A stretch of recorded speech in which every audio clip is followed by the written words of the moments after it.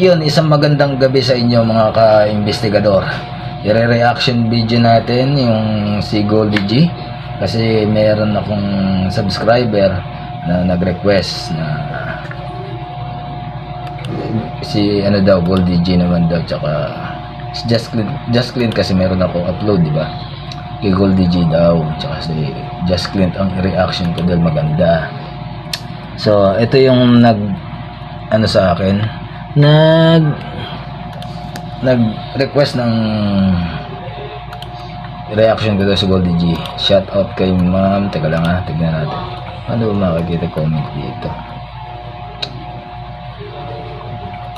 Ano ba ginawa niya dito? Ito. Shout out kay ma'am Rosalinda Diaz. Ayan, shout out sa iyo ma'am.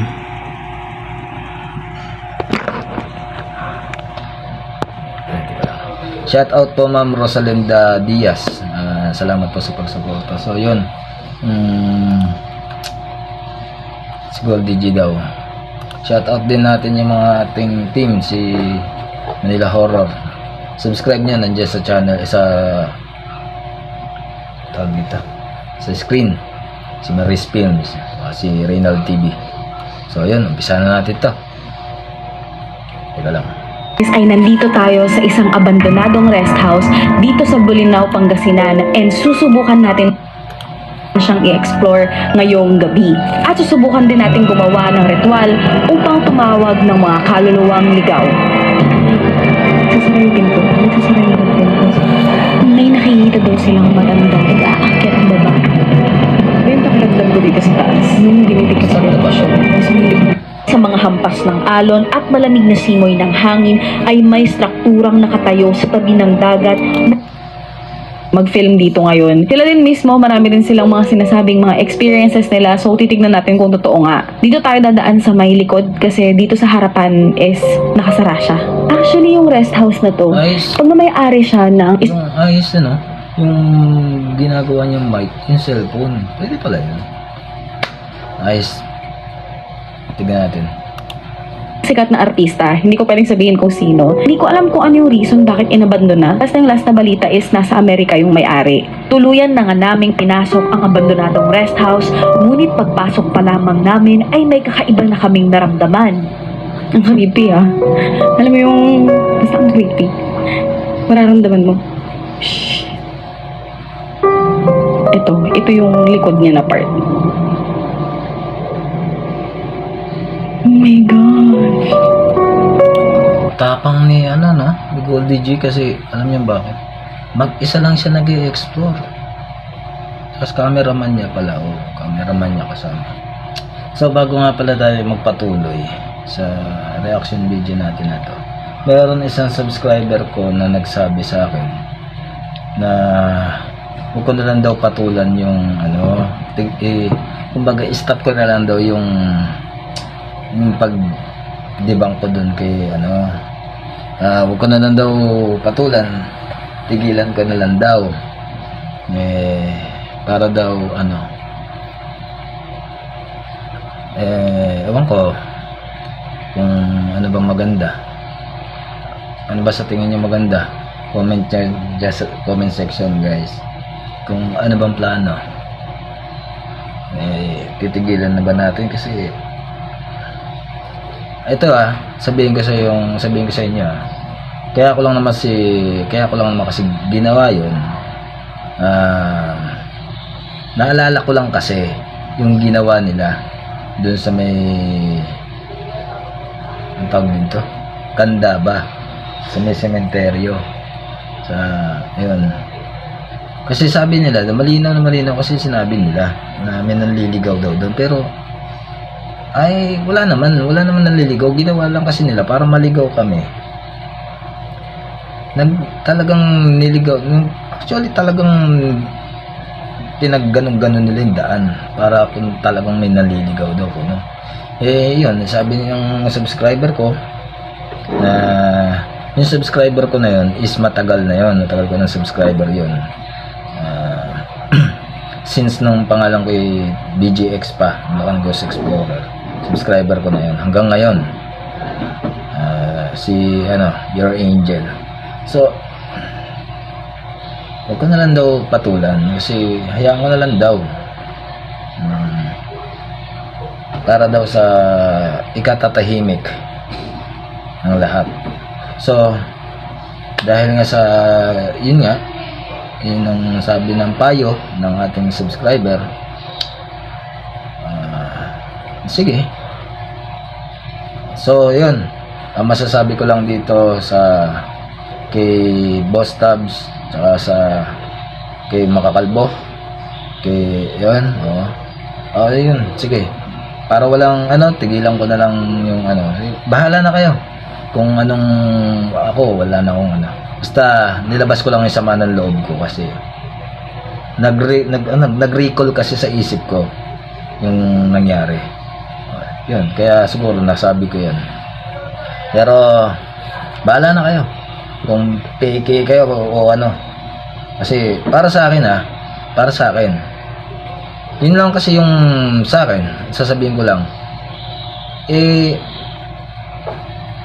huwag kayo magagalit, sa totoo lang talaga wala naman kasi talaga, siguro wala talaga silang third eye kasi dahil eto sabihin sa inyo ang sinabi bago kami magkasama-sama nila, nag-chat si Makakalbo na sabi niya sa akin mag-collab daw kami dahil may mga third eye sila, may third eye ako, para daw sama-sama ng lahat ng may third eye na magkakasama nag-explore.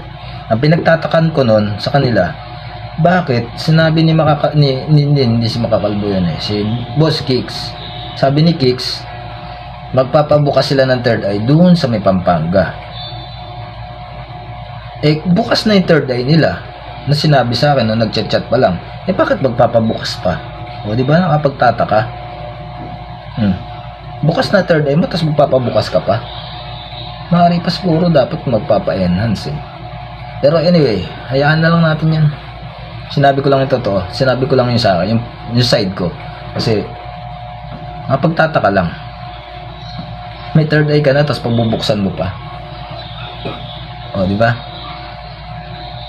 So tuloy tayo. Kalimutan na natin lahat.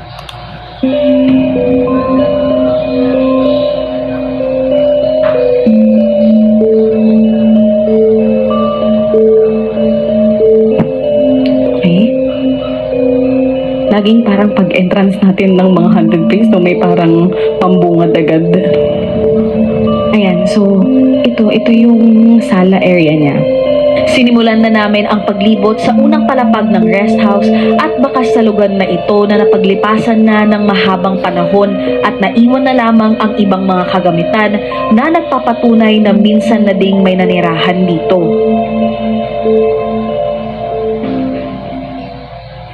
Okay.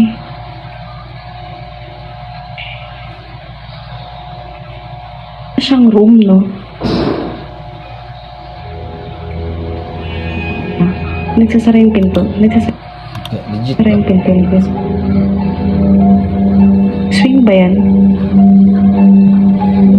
Sasarado yung pinto. Baka naman siguro kasi dahil binuksan niya kasi ng bigla. Binuksan niya ng ganun. Diba? Kanina pagbukas niya, binigla ba? Dandan. Parang ganun. Binuksan niya kasi siguro malambot na yung mga pinaka niya, yung anong tawag doon. So yun, baka malambot na kasi yung bisagra niya ng mga pinto. Kaya pagbukas, automatic na sumasara, dandahan. Kasi may ganung pinto pag malambot na yung bisagra, yung parang luma na kasi, diba?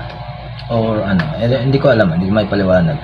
Kasi pagbukas mo, yung dandahan na gumaganon, ewan, siya nandyan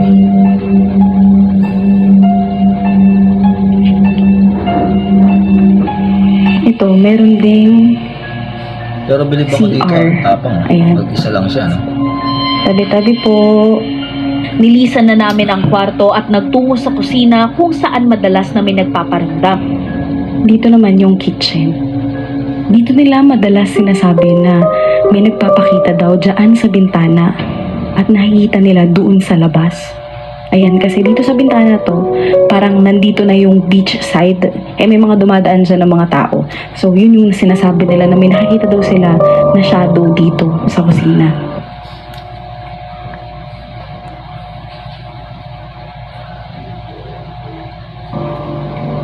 Ito naman, parang ito yung ano nila no, dirty kitchen. Ah, shit. Ito yun, alam mo yung first time namin na pupunta dito yun. Itong mga, ano, may kumalabog na nagsara ng cabinet eh. Dito yun. Sige. Ngayon, Ayun, ano ba yung nakita niya? nagpa ako sa sarili kong anino, visit. Ba, ayan, nagulat ka pa sa anino. Ano ba naman? Grabe, pero ang tapang niya, no? Babae, nag-explore. Oh. Punta tayo dito sa may hagdanan. Dito naman sa hagdanan, ito yung sinasabi nila na lugar kung saan may nakikita daw silang matanda na nag-aakyat baba dito mismo. Meron yung kaninang sinabi ni Kuya na parang may matanda daw na nakikita dito, minsan nakaupo, minsan naglalakad. And madalas siya na makikita, it's either dito sa second floor or dito lang sa hagdan. So tara, umakyat na tayo. Tinungo na namin ang pangalawang palapag ng bahay. Saan kaya to? Ungat pa lamang ay ramdam na ang bigat ng hangin. Ba yung pakiramdam ko dito sa taas? Naramdaman mo? Okay, so subukan nating pasukin muna itong Iba yung pakiramdam kasi, ano, grado meron yan. Nararamdaman siya.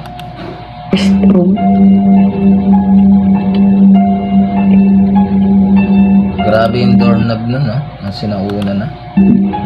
Next, dito sa second room.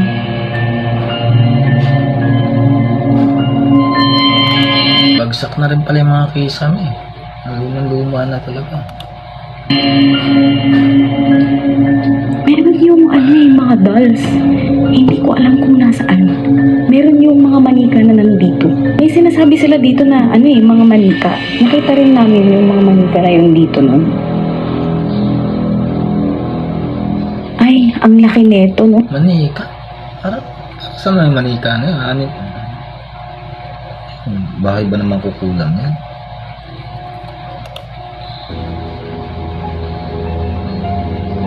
So ngayon, nandito na naman tayo sa third room.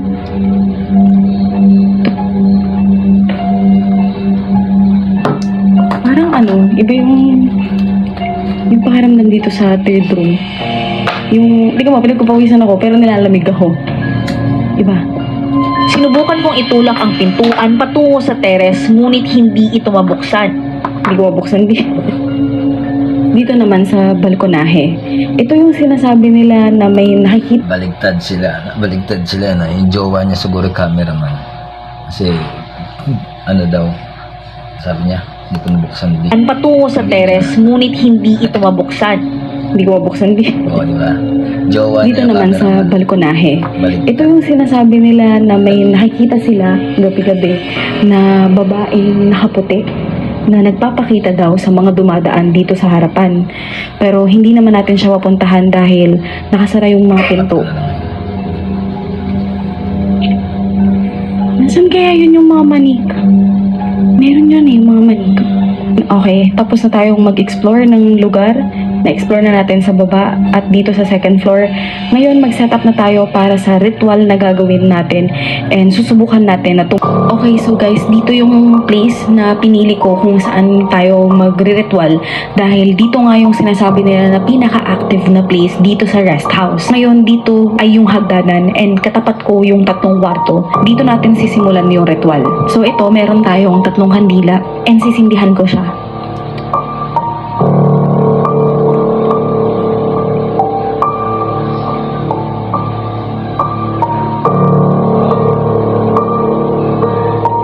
So yan, nasindihan na natin yung 3 kandila and sisimulan ko na yung ritual. Spiritu.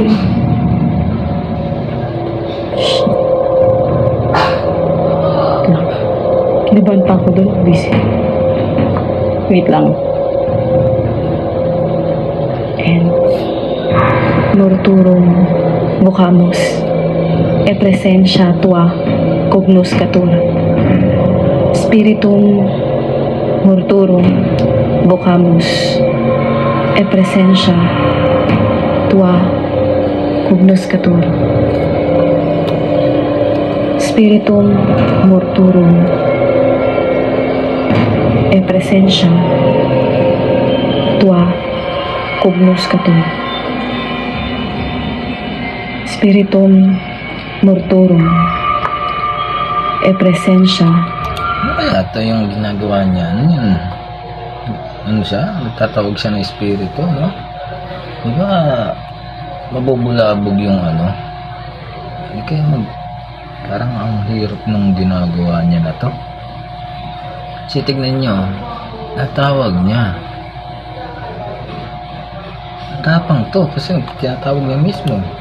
Tua cognoscatur. Spiritum morturum e presensya tua cognoscatur.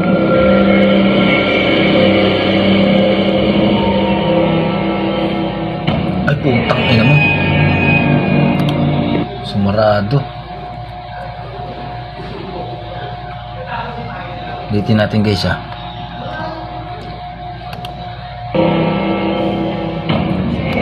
Ano?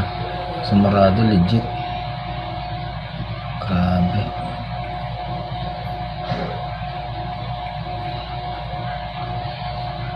Pinilabutan ako. Kasi yung ano niya, ritual niya, no? Pinilabutan ako guys. Ayan. Gre-reaction lang ako pero pinilabutan ako. Sumarado talaga legit, oh. Walang ano dyan.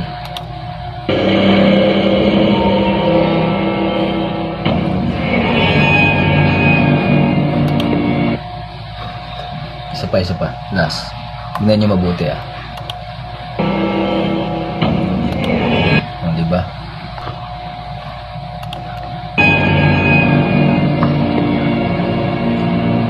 Oh, shit.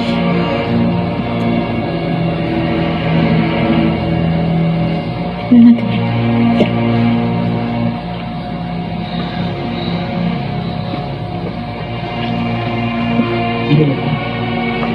Ano kung last na pala po? Ikaw ang anak ko.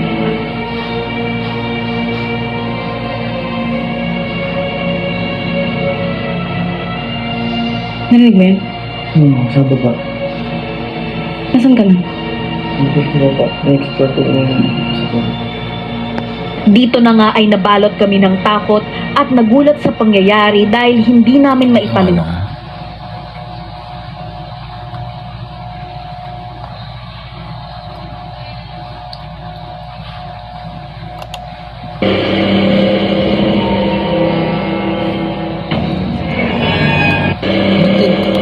Nasa baba yung saan tinignan niya dito sa side dito. Kung nasa baba yung kasama niya, tinignan siya dito, diba? Masdan nyo, tinignan siya dito sa part na to, sa gilid, bago sumarado yung pinto. Tapos dito saka naman umakyat yung ano.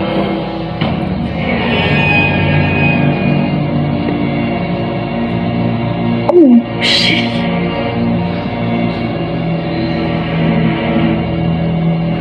Tignan natin.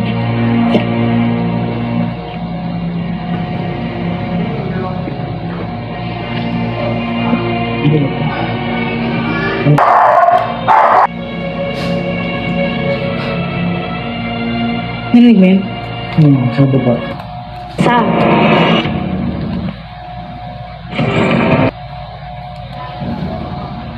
Makikita dito sa video na sarado ang mga pintuan at napaka-imposibleng mabuksan at makapasok ang hangin. Kaya't paano kaya ito nangyari? Dito, halika dito. Sa bagay, paano nga Start na tayo ng cleansing. paano nga nangyari yun, diba? Kasi ano, Sumarado yun, na-forward ko tuloy. Anak ng Bisaya talaga. Oh. Sorry na-forward ko. No joke, Daddy. Alam mo ba, Nasa baba yung cameraman niya kanina. nung binibigkas ko yung orasyon, tapos nagsara yung pinto, napalingon ako. May sumilip dito. Dito. Dito mismo. No joke, talaga. Hindi, Yung takot niya, literal, totoo. Hindi ba tatakot ng babae ng ganyan kung walang nakita o naramdaman? nagulat ako kasi hindi ko alam. Paiyak na siya. Alam kung habang nagre-ritual ako, nakasilip na siya sa akin. Ang kinikilabutan ako. Hindi ko alam kung habang nagre-ritual ako, nakasilip siya. Kasi nung lumingon ako, andun na yung ulo. Bago pa man din nagsara yung pinto, nandun na siya nakatingin kanina pa. Ano, kinikilabutan ako. Ang tangkad, ang taas niya. Alam mo yung ulo? Andito. Andito.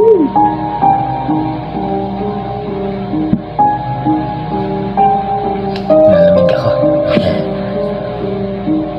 Narinig ko lang. Kalabo. Nasaan ka nun? Dito sa ano, sa baba. Sa... Sa may sala? Sa sala.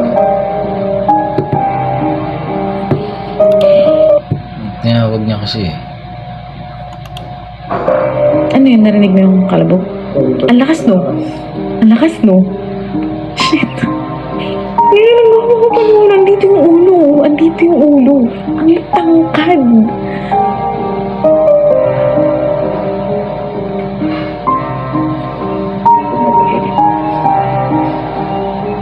Ang creepy kasi parang niya akong pinapanood.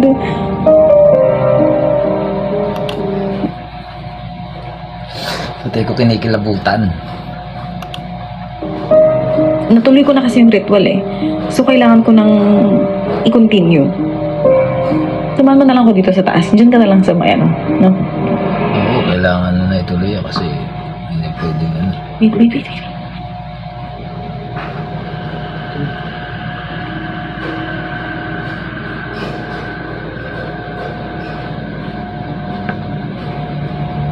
So yan, dahil nga sa na-interrupt kanina yung ritual, pero nandun na yung presence. So big sabihin nag-work yung ritual.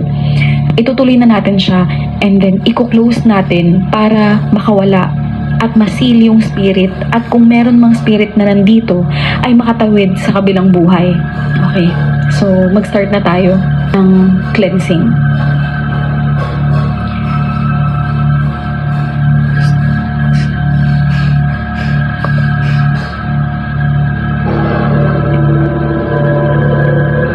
Pinatawagan namin lahat ng kaluluwa na nandito ngayon. Sabay-sabay niyong sundan ang liwanag papunta sa kalangitan. Naway matamasa niyo ang kapayapaan sa kabilang buhay. Nakakatakot naman. O Diyos aming Ama, na hari ng langit at lupa, kami po ay gabayan ninyo.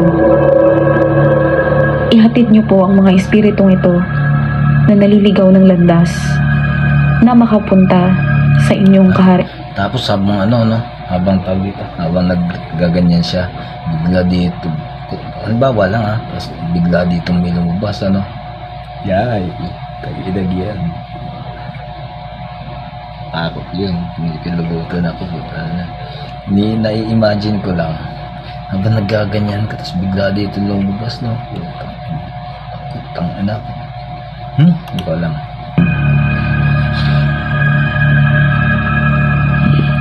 So after nun, mag-start na tayong mag-scatter ng asin kasi yung asin yun yung magka-cleanse ng place.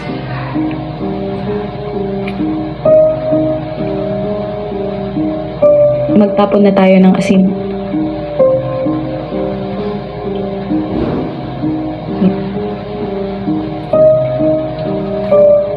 Parang kinakabahan ako sa ginagawa niya.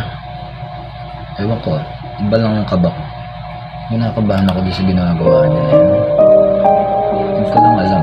In Jesus' name.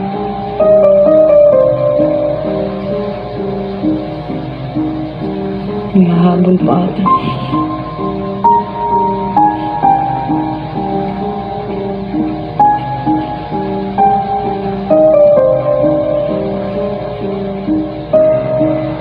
So yun na nga ay natapos na natin ang ating exploration at ritual dito sa abandoned So yun, tapos na.